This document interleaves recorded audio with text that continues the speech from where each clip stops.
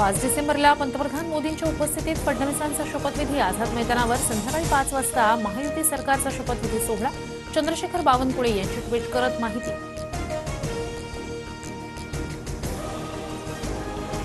सत्ता स्थापनेपूर्वी दिल्लीत राजकीय घडामोडींना वेग विनोद तावडे आणि जेपी नड्डांमध्ये तासभर चर्चा तावडेंनी महाराष्ट्राच्या विषयावर माध्यमांशी बोलणं टाळलं।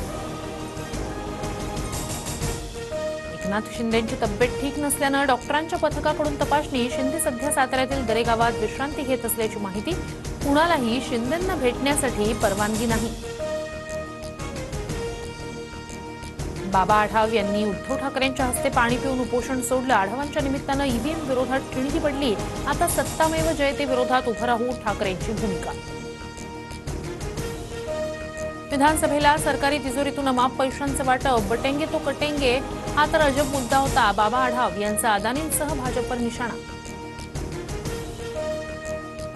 5 महिन्यात लोकांचा कौल बदलला तर आम्ही काय करायचं? आढावांच्या ईव्हीएम बाबतच्या संशयावर अजितदादांचं उत्तर।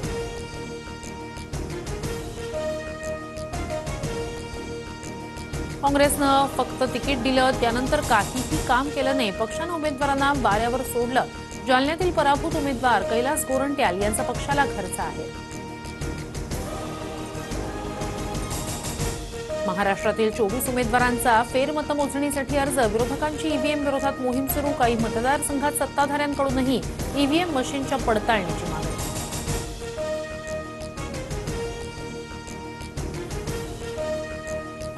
सोलापुरातील मार्कडवाडी ग्रामस्थांकडून 3 डिसेंबरला बॅलेट पेपरवर चाचणी मतदान घेण्याचा ठराव। गावात उत्तम जानकर गटाचं वर्चस्व असतानाही राम सातपुतेंना अधिक मतं मिळाल्यानं आक्षेप।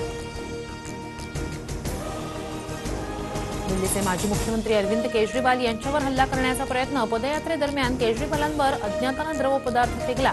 सुरक्षा रक्षकांनी तात्काळ संशयित व्यक्तीला ताब्यात घेतलं।